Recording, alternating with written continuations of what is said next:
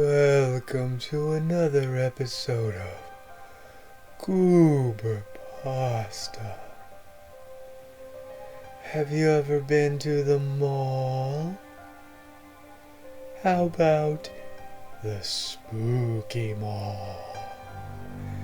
If you have, you'll find this next tale to be quite spooky. I've managed shopping malls for over 30 years, and I was proud of this one. I remember the good old 1990s when the shopping mall was the king of the world. Orange Julius, Radio Shack, Spencer's before they sold naughty pictures of guys naked that you give to your friends as gifts. Those were the good old days of the mall. I was blessed and also cursed with a terrible, terrible gift. That was my ability to see the death of the mall and the dark, twisted turn that it was going to take. It was probably about 1992, 1993 when I first started having the visions. I remember I was big in the show Married with Children, and I was at the Orange Julius talking with one of the clerks about it. I paid for my Orange Julius, and I left, and I turned around just to gaze at the magnificence of the mall, and all of a sudden everything went black. A big bright light washed over me, and I saw the mall in the year 2020, and it was a horrible, desolate place. I remember waking up in this terrible place. My Orange Julius had spilled all over me, and I thought I had to get another one, but I looked around, and that's when I knew something was wrong, because I could not find the Orange Julius. I ran over to the Radio Shack hoping that somebody there would be able to give me some answers. But there was no Radio Shack. It was only some ghetto-ass store called Man Alive, and all they sold was big old baggy pants. And I didn't like these pants. They were quite scary and weird to me. It made me very upset, and I began to cry like a little lady. Cry very profusely. Guy came over, "Hey buddy, you doing okay?" I looked up, and it was some hoodlum. And he didn't have skateboards like typical 90s kids, but he had like a phone in his hand. And it wasn't the type that was attached to a line. And I said, "Dude, what's that thing in your hand?" He goes, "Oh, this is a cell phone, brah." Cell phone. My God, the ones I had seen at the Radio Shack were gigantic and they caused cancer. This man had to be riddled with cancer. I figured I'd better put him out of his misery before he died of cancer. So I took him and I threw him off the second story of the mall, and he landed in the fountain. Ah! Crash! As his back cracked against the fountain. I knew I did this man a favor. I could hear people screaming down there, but I didn't have time to worry about that. I had to figure out what was going on with this strange new place called the shopping mall.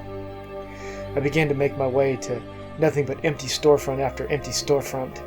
The mall is in such massive disarray. The ceiling tiles were leaking profusely. Nothing but closed stores, empty shelves, JCPenney gone, Hallmark gone, Carson's gone. It was all gone. I couldn't believe it. It was filled nothing but hoopty stores. I walked into what used to be a Sunpack store, and it was some kind of resale shop. I ran up to the lady. I said, "What's going on here? Why is this junk in this store?" "You gonna buy some shit or what, dude? I gotta fucking buy some crystal meth after this." I stared in horror at the ghastly man lady that was before me. I knew I was going to have to put her out of her misery too. I said, "Ma'am, I'm sorry, but I'm going to do you a favor right now." I grabbed her and picked her up. "What the hell? Put me down, I got diabetes." Her Marlboro Menthol Light 100s fell out of her pocket. They hit me on the shoulder, but I paid no attention to that. I threw her off the side of the balcony. She hit with a loud thud. She weighed at least 300 pounds, but it's a good thing I'm a big jack dude and I can throw people off balconies like that. I couldn't believe what was going on, but I knew I did the right thing in taking that lady out. I began to go through the rest of the mall, and all I could see was dilapidated store, empty store. I passed by some type of kiosk and some guy tried to go, "Excuse me, put this in your hand," and he put a bunch of lotion in my hand. It smelled really good. I said, "Oh, what is this?" He goes, "Oh, here."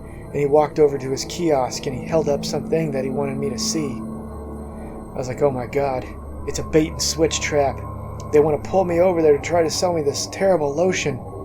I knew immediately what I had to do. I was going to have to put this guy out of his misery. So I went over and said, "Hey buddy, this is some great lotion.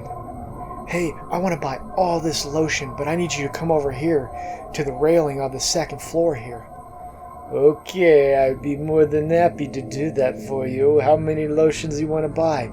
"I want 20 lotions." "Oh, it's so wonderful. It's going to be $500. "Yeah, man, bring him over here." He crept closer to me, and I picked him up. "Hey, put me down, good sir," and I threw him over the side. "Ooh!" He let out a loud, stupid gasp that didn't fit his character voice. He landed with a soft thud on the balcony. People began screaming about the crazy man on the second floor throwing people off the side of the balcony, but I didn't have time for that. I had to rid this mall of the evil that it had become. I started running through looking for anybody I could find. I found this old lady, and I said, "Hey, old lady, I need you to come over to the side of the balcony with me. I've got to remove you from this evil place." She hit me with her cane. She put up a really good fight, so I knew I wasn't going to be able to do anything with her. So I ran off. Mall security began to rally, but it wasn't really mall security. It was just a bunch of mall patrons and some guy from some kind of other resale shop on the second floor that sold like weed smoking products and stuff, because malls are dilapidated and janky in the year 2020. They can't afford legitimate security. They can only rally up whoever they can, like some type of ragtag militia. That's what they sent after me. So I made sure I posted up near the balcony at all time, the railing of the balcony, so if I had to throw people off, I could and put them out of their misery. Oh, how I longed for Radio Shack. Oh, how I longed for Orange Julius. Oh, how I longed for Sam Goody and all the wonderful things of the mall past. This new mall was old, it was dark, and it was scary. And it was the scariest thing I'd ever seen.